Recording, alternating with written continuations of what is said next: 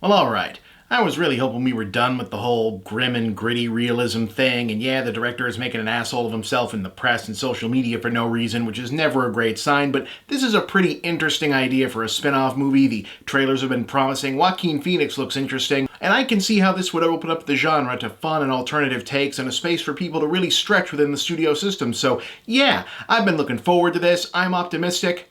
Let's see what you got, Joker. Oh boy, this is not working. Oh no. Oh boy.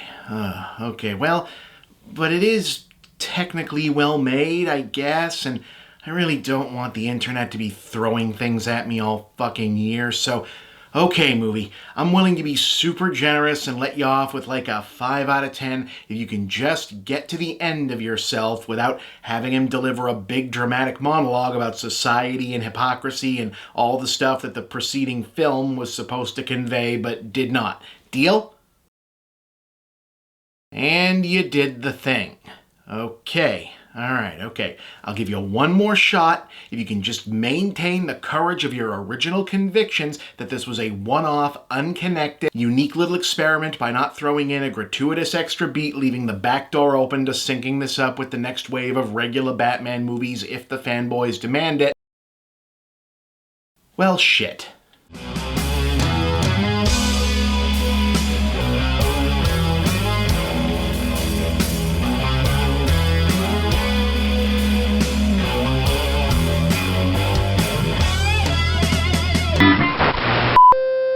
So Joker isn't good. I'm sorry. I mean, I really am sorry. I wanted this to be good, both because I sincerely want everything to be good, since the world is kind of miserable and worthless enough on its own the last few years, and it doesn't also need the entertainment to suck, but also I'm just already tired here on day one of the inevitable, well, you weren't 100% sold on the idea ahead of time and you said so, which means you were biased and paid off by Disney or whoever and just want every movie to be one of the Marvel things framing being applied to myself and every other critic that doesn't fall into line behind what I sincerely accept was a well-intentioned but admirably ambitious misfire already. Now, partly because, you know, the sheer volume of irony involved in being lectured on deciding ahead of time to dislike something by people who already knew they were going to like it is frankly exhausting to cope with, but also because for a change, and rather surprisingly, Joker turns out to be the sort of bad movie that's bad mostly because it's so empty, unoriginal, and boring, with so little to actually say after all the self-insistence that the prospect of being forced to find more things to say about it even a week or two from now sounds like torment. In what's sure to become an infamously condescending press quote, Phillips claimed that he wanted to use Joker as a way to sneak a real movie in the studio system in the guise of a comic book film, but what he's delivered is more like a feature-length equivalent to one of those pop culture mashup t-shirts that you see on sale at these sketchy mall kiosks, you know, where like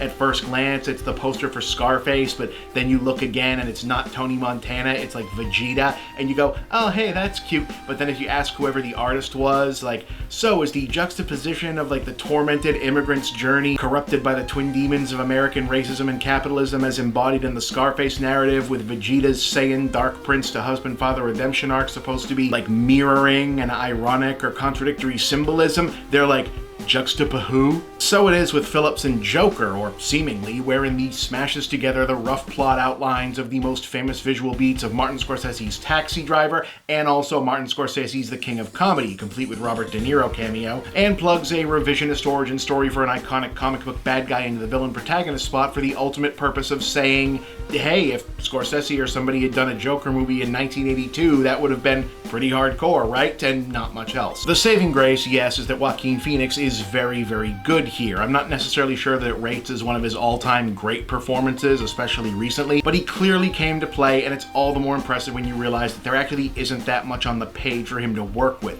Joker is a series of scenes and ideas and mood moments borrowed from other movies, comic panels, and bits of media that are meant to remind us of what those were about and rekindle those feelings via transitive property, but it's not really about anything coherent in and of itself. So the fact that Phoenix makes Arthur Fleck feel like a consistent character is quite a feat, considering the film isn't giving him anything to work with beyond, okay, now here you're Travis Bickle. Now you're Dee Fens from Falling Down. Now you're Lester Burnham. Now you're the guy from Fight Club. Okay, now you're the other guy from Fight Club.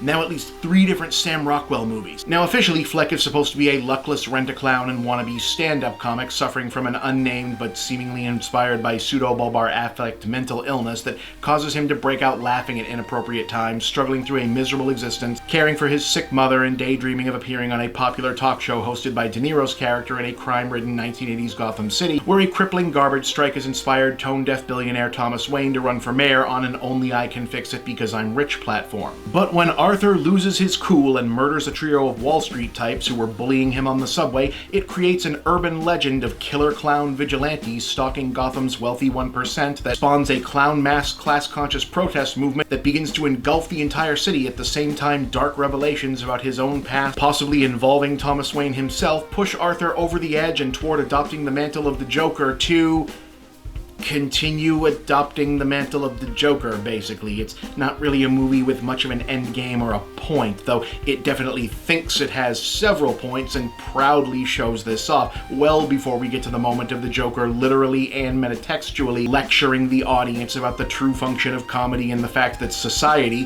hey, we live in one of those, did you know? Being truly to blame for him being him, which frustratingly isn't even supported by the text of the plot. In fact, if Joker does have a coherent thematic or moral arc to call its own, it doesn't, but if it did, it would boil down to Fleck's journey of self-actualization through realizing that while society can be tough, the real cause of all of your problems is probably a woman. But because this is a movie that's only constructed to confer a sense of meaningfulness and depth on its subject by borrowing the sense memory of meaning and depth from other more familiar things, its narrative and thematic structure are all over the map. Fleck's personal journey and the Gotham class warfare uprising don't ultimately have anything to do with or say about each other. Splitting his authority figure fixations between De Niro's talk show guy and Thomas Wayne don't add up to anything other than fitting in more Batman stuff, and leaves both subplots underdeveloped. Zazie Beetz gets utterly wasted on a character who makes no sense other than to set up a reveal that will be absolutely shocking to anyone in the audience who hasn't seen a movie before. And even its most sincere saving grace, apart from Phoenix's performance, the truly excellent 1980s Urban Decay production design ends up betraying the shallowness of its inception. Despite all the effort in recreating the late 70s, early 80s Scorsese New York aesthetic for Gotham, Joker's heavy-handed political allusions are all about Occupy, Anonymous, 99% classism angst, all pointed straight at 2019. And one of the major plot points involves one of Arthur's stand-up routines essentially going viral, which was in no way a thing 30 years ago. In other words, it has no meaningful or important connection to the era it's trying so hard to take place in, other than to remind you that you're supposed to be thinking about Taxi Driver. You know, guys, I wanted this to be good too, because if we're going to have so many of these, people need to be able to go outside the box and do different mold-breaking stuff. But this isn't it. Joker is a shallow movie playing at being deep, a basic movie that thinks it's complex, and not even a particularly shocking or violent or weird or transgressive enough one to be outraged about in any meaningful way. It has nothing much to say, and yet it won't shut up. 4 out of 10, mostly for Joaquin Phoenix. Yeah, guess I'll go move into the panic room.